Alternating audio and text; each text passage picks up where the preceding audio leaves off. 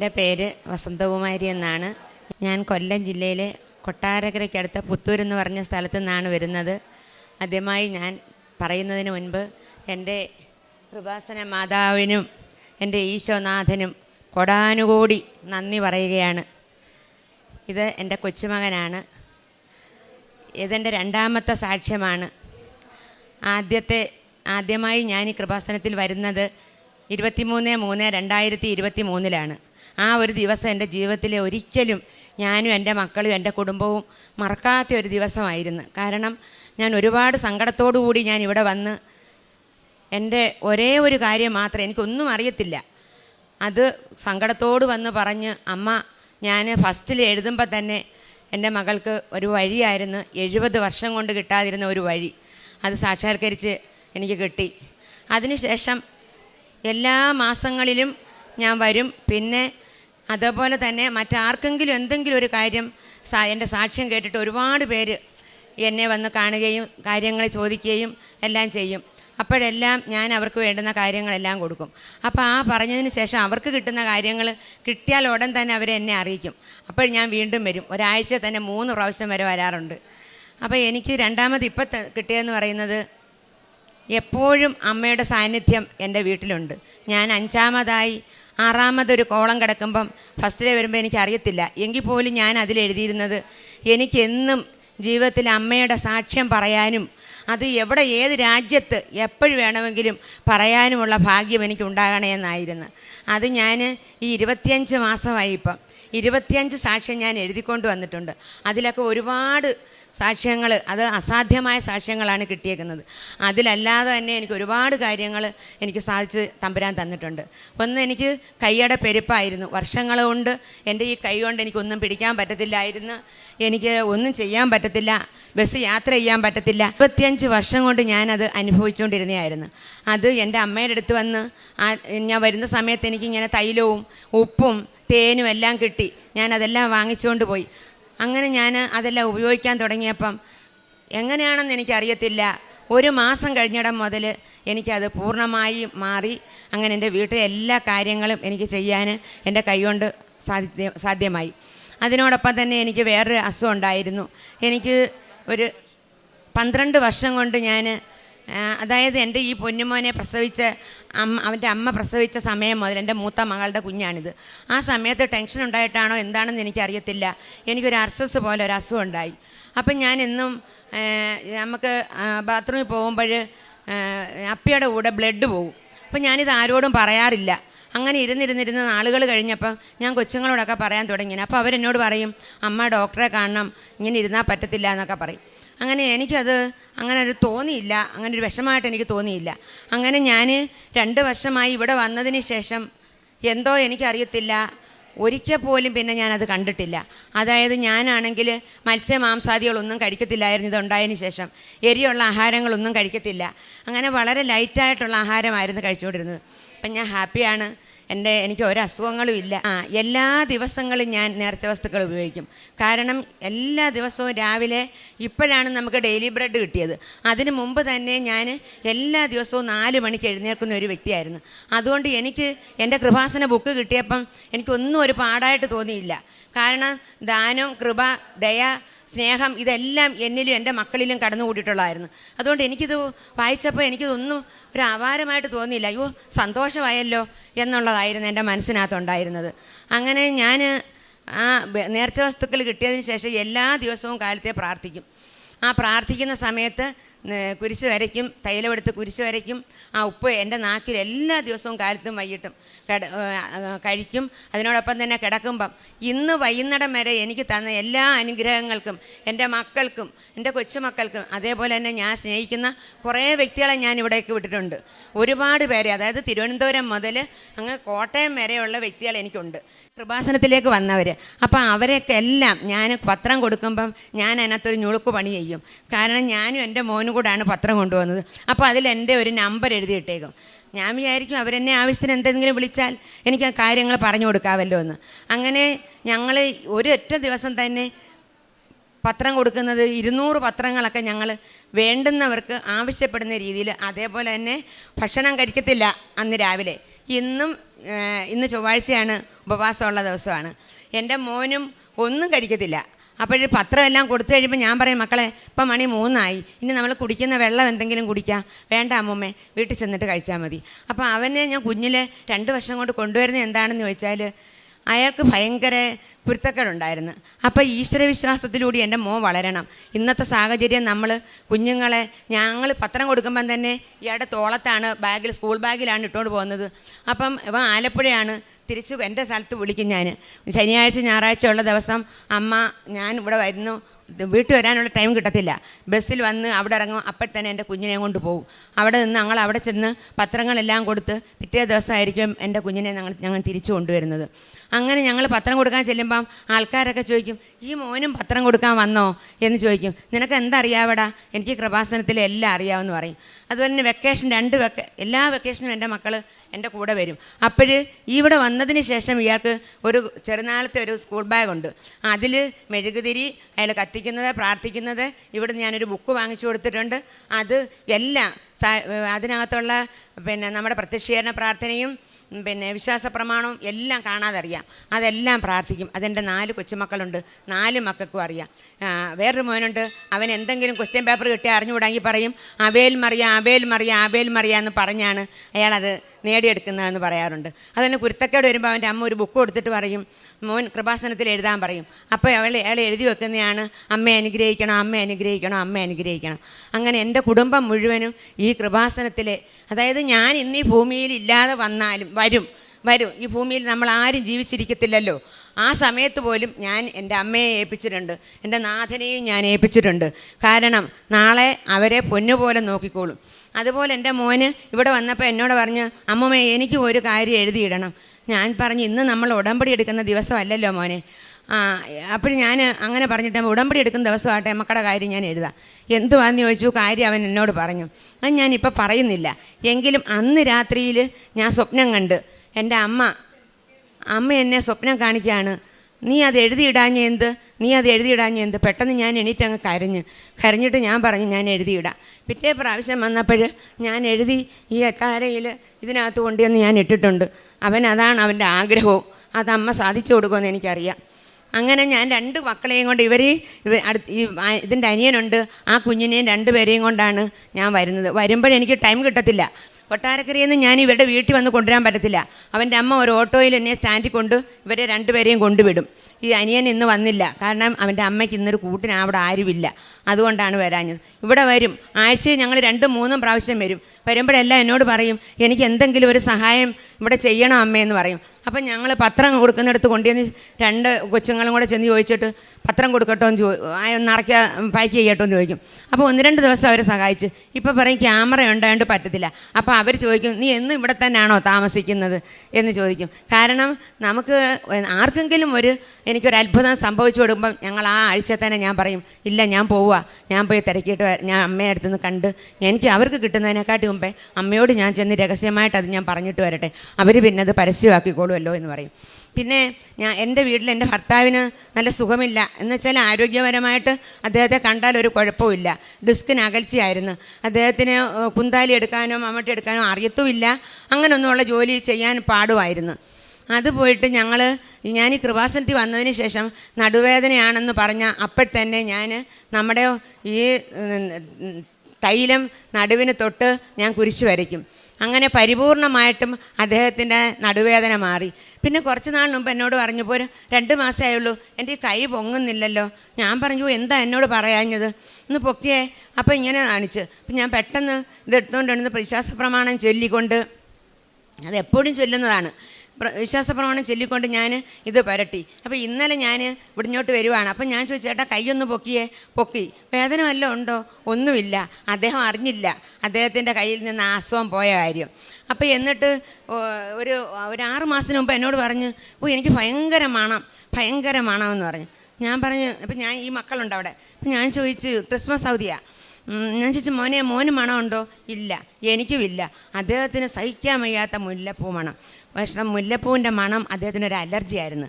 ഞാൻ പിച്ചിപ്പൂവോ മുല്ലപ്പൂ വെച്ചാൽ പറയും തുമ്മും. അതിന് ശേഷം അദ്ദേഹത്തിന് വീണ്ടും മുല്ലപ്പൂവിൻ്റെ മണം അനുഭവപ്പെട്ട് ഈ കഴിഞ്ഞ 2 ദിവസത്തേക്ക് മുമ്പ് ഞാൻ ഇവിടെ വരുന്നതിന് ഇന്നലത്തേൻ്റെ തലേ ദിവസം എന്നോട് പറഞ്ഞ് എനിക്ക് ഭയങ്കരമായിട്ട് മുല്ലപ്പൂ വേണം. അദ്ദേഹം അങ്ങനെ ഒന്നും പറയുന്ന ഒരു വ്യക്തിയല്ല. അപ്പോൾ ഞാൻ പറഞ്ഞു, ചേട്ടാ അമ്മ വന്നതാണ്. യഥാർത്ഥത്തിൽ അന്ന് 23 ഞാൻ അന്ന് വരാനിരുന്നതാണ് ആ ഞായറാഴ്ച. അപ്പോൾ എൻ്റെ 2 വർഷം തികയുന്ന ദിവസം 25 മാസം. അപ്പം ഞാൻ വരാനിരുന്നപ്പോൾ എനിക്കൊരു നമ്മുടെ വീട്ടിൽ അമ്പലത്തിലെ പറയിടിയിൽ വരുന്നു. അപ്പോൾ പറയിടണം. അപ്പം അതിനുകൊണ്ട് വരാൻ പറ്റത്തില്ലല്ലോ. അതുകൊണ്ടാണ് അന്ന് ഞാൻ വരാതെ പോയത്. ഇല്ലെങ്കിൽ ആ ദിവസം വരണ്ടേ. ആ പറ പോയി കുറച്ച് സമയം കഴിഞ്ഞപ്പം ചേട്ടൻ്റെ ശരീരത്ത് മുല്ലപ്പൂവിൻ്റെ മണം ഭയങ്കരമായിട്ട് എനിക്ക് മണം അടിക്കും. ഞാൻ പറഞ്ഞു, ഇല്ല നാളെ ഞാൻ പൊയ്ക്കോളാം. അപ്പം ഞാൻ മോളോട് പറഞ്ഞു, അമ്മേ നാളെ വരും, അപ്പോൾ ഇയാൾക്ക് പരീക്ഷയാണ്. അപ്പം ഞാൻ പറഞ്ഞ്, പരീക്ഷ തീരട്ടെ മോളെ, ഞാനും മോനും കൂടെ വന്നോളാം. അങ്ങനെയാണ് ഞങ്ങൾ ഇന്ന് വരുന്നത്. പിന്നെ അതുപോലെ തന്നെ ഞാൻ ഓരോ ദിവസവും എണ്ണും. ഇത്ര ദിവസമായി അമ്മേ, ഇത്ര മാസമായി അമ്മേ. അങ്ങനെ 10ാമത്തെ മാസം ഡിസംബർ മാസം 22-ാം തീയതി ഞാൻ എന്ന് സന്ധ്യയ്ക്ക് പ്രാർത്ഥിക്കും. പ്രാർത്ഥിച്ചുകൊണ്ടിരുന്നപ്പം ഞാൻ അമ്മയോട് പറഞ്ഞ്, കഴിഞ്ഞ മാസം 9 മാസം, ഈ മാസം 10 മാസം. 10 മാസം ആകുമ്പം എന്താണെന്ന് അമ്മയ്ക്ക് അറിയാമല്ലോ. അമ്മയിൽ നിന്ന് തന്നെ പ്രസവിക്കുന്ന ദിവസം ആരും ചോദിക്കുന്ന ഒരു ചോദ്യമല്ല. പക്ഷെ എനിക്ക് അങ്ങനെ അങ്ങ് തോന്നി. എന്തോ എൻ്റെ ഹൃദയത്തിൻ്റെ ഒരു സന്തോഷമാണ്.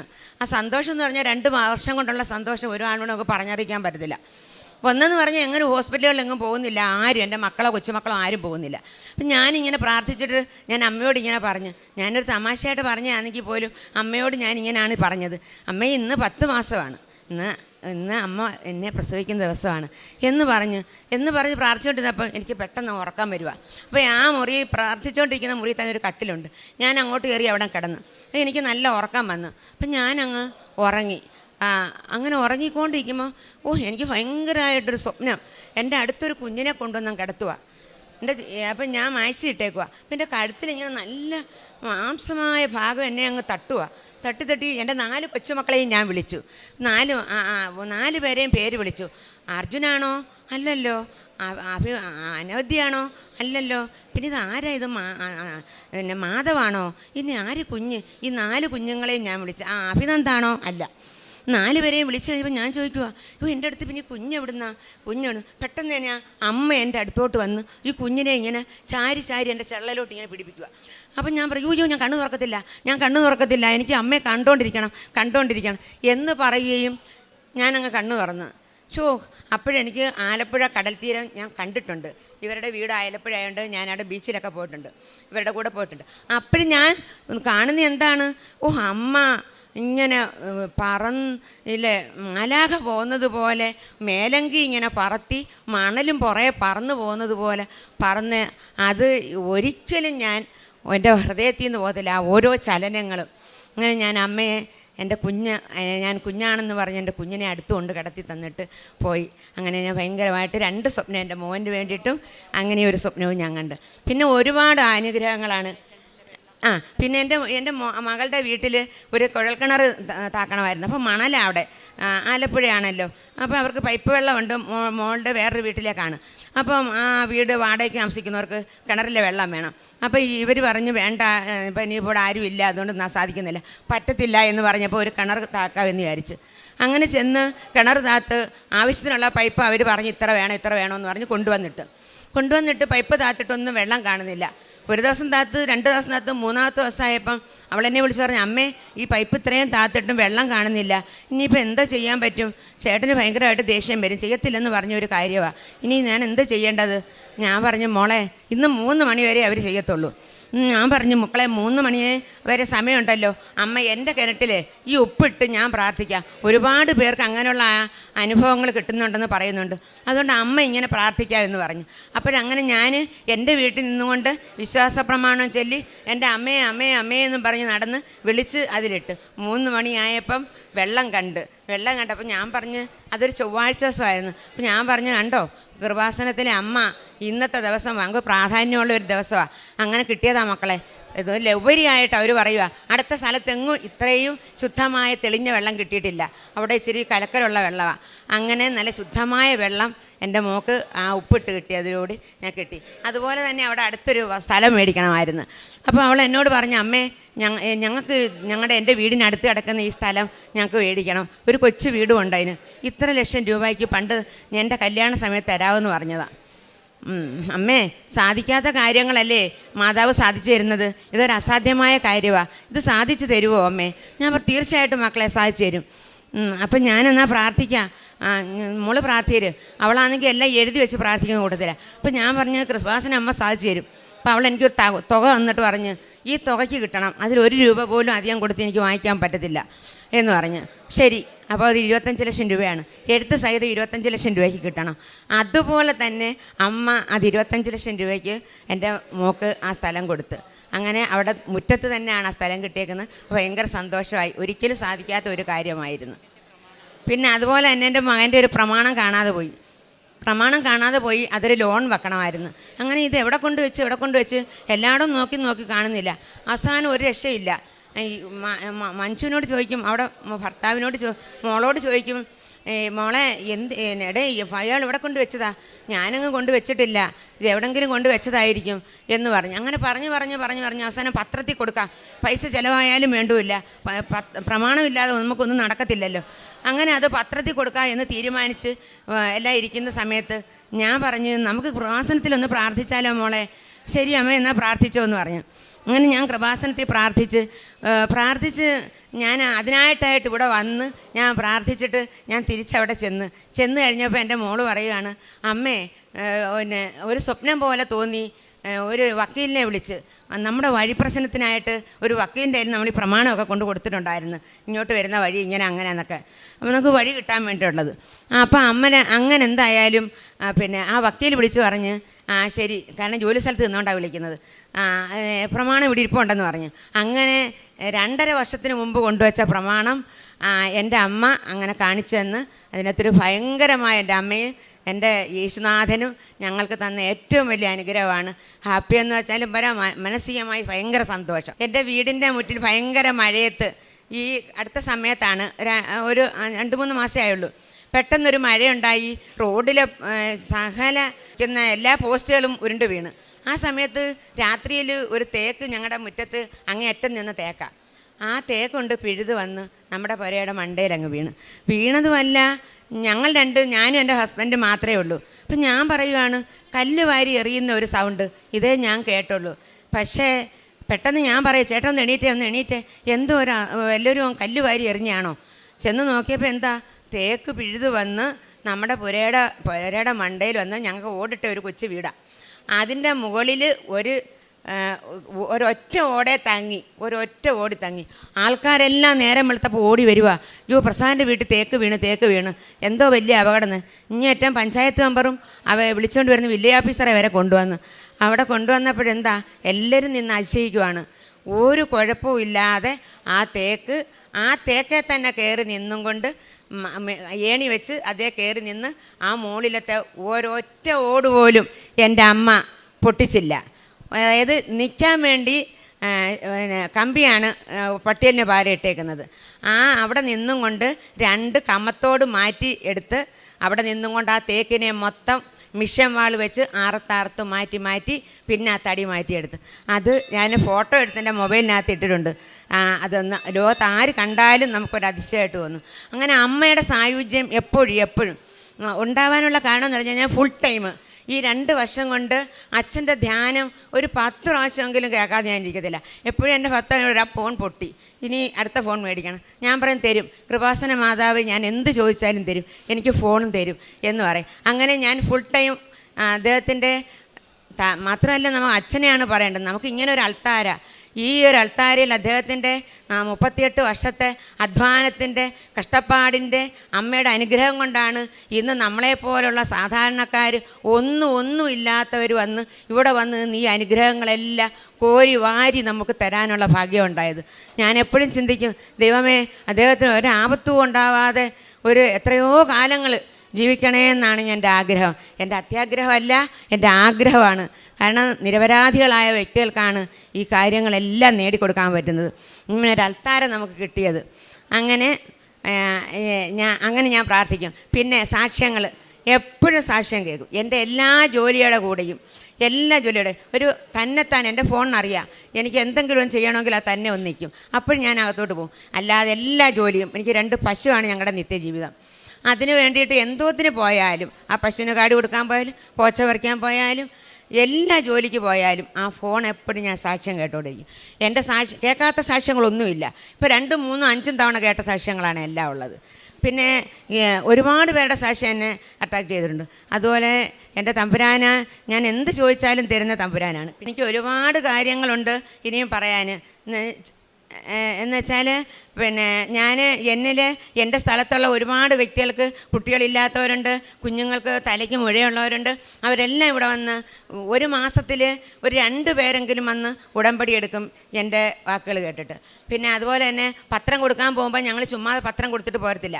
അവിടെ നിന്ന് ഞങ്ങൾക്കുണ്ടായ അനുഭവങ്ങളും പറഞ്ഞ് തമ്പുരാൻ എല്ലാ കാര്യങ്ങളും നിങ്ങൾക്ക് തരുമെന്ന് പറഞ്ഞു. അതുപോലെ തന്നെ ഞാൻ മറ്റൊന്നും പറയുമല്ല, ഞാൻ ഹിന്ദുക്കൾക്കാണ് കൊടുക്കുന്നത്. മറ്റുള്ളവർക്ക് യേശുവിനെ അറിയാം. അവർക്ക് നമ്മൾ കൊടുക്കുമ്പോൾ അവർ നമ്മളെ മൈൻഡ് ചെയ്യത്തില്ല. അതുപോലെ തന്നെ കൊച്ചു കുട്ടികൾ ബൈ ഹാൻഡായിട്ടിരിക്കുന്നവർ, അതായത് നമ്മൾ സുഖമില്ലാത്തവർ കിടക്കുന്നവരുടെ കൈ കൊടുത്തിട്ട് ഒരു കാര്യമില്ല. അപ്പോൾ അവരുടെ കൂടെ ഇരിക്കുന്ന വ്യക്തികൾക്കാണ് നമ്മൾ കൊടുക്കുന്നത്. അതുപോലെ ജെൻസായിട്ടുള്ളവരാണെങ്കിൽ അവർ വായിക്കും. പിന്നെ ഓട്ടോക്കാർ നമ്മളോട് ചോദിച്ച് വാങ്ങിക്കാറുണ്ട്. അങ്ങനെ ഞങ്ങൾ പത്രങ്ങൾ കൊടുക്കുന്നതിന് ഒരു ബുദ്ധിമുട്ടും ഞങ്ങൾക്ക് തോന്നിയില്ല. അത് എനിക്കറിയത്തില്ല എൻ്റെ മോൻ്റെ അനുഗ്രഹമാണോ എന്ന് എനിക്ക് അറിയത്തില്ല. ഒരാൾ പോലും ഞങ്ങൾ തിരിച്ച് പറയത്തില്ല വേണ്ടാന്ന്. അഥവാ പറയുന്നവരുണ്ടെങ്കിൽ എൻ്റെ മോൻ പറയും, അമ്മേ ആ ചേട്ടന് കൊടുക്കരുത്, ആ ചേട്ടൻ വായിക്കുന്ന ചേട്ടനല്ല എന്ന് പറയും. സത്യമായിട്ട് ഞാൻ പറയും, എന്നാൽ ഞാനൊന്ന് കൊടുത്ത് നോക്കട്ടെ. സത്യമായിട്ട് അവർ പറയും, ഇത് വേണ്ട ചേച്ചി അമ്മേ എന്ന് പറയും. അങ്ങനെ ഞങ്ങൾക്ക് എല്ലാ അനുഗ്രഹങ്ങളും ഇനി എനിക്ക് ഒരുപാട് അനുഗ്രഹങ്ങൾ എനിക്ക് കിട്ടുന്നത് പറയാനായിട്ട് എന്നും അമ്മയുടെ സാക്ഷിയായിട്ട് ഞാനിവിടെ വരാനും എൻ്റെ മക്കൾ ഒത്ത് എല്ലാവരും വരാനുള്ള ഭാഗ്യം ഉണ്ടാവണം. അതുപോലെ തന്നെ എൻ്റെ മക്കൾ, എൻ്റെ മോളൊഴിച്ച് ബാക്കി എല്ലാവരും ഇവിടെ വന്ന് ഉടമ്പടിയും എടുത്തിട്ടുണ്ട്. പിന്നെ ഒരുപാട് പേരെ കൊണ്ടുവന്നിട്ടുണ്ട്. എൻ്റെ കുഞ്ഞുങ്ങളെല്ലാവരും അമ്മയുടെയും ഈശോയുടെയും അനുഗ്രഹത്താൽ എന്നും വളരണേ എന്ന് ഞാൻ ആഗ്രഹിക്കുന്നു. ഇത്രയും പറഞ്ഞുകൊണ്ട് എൻ്റെ ഈ വലിയ അൾത്താരയിൽ വന്ന് എൻ്റെ ഈ ചെറിയ വാക്കുകൾ എനിക്ക് പറയാൻ തന്ന ഭാഗ്യത്തിന് 100 കോടി പ്രണാമം എൻ്റെ കൃപാസന അമ്മയ്ക്കും എൻ്റെ ഈശോനാഥനും ഞാൻ അർപ്പിച്ചുകൊണ്ട് നന്ദി, നമസ്കാരം.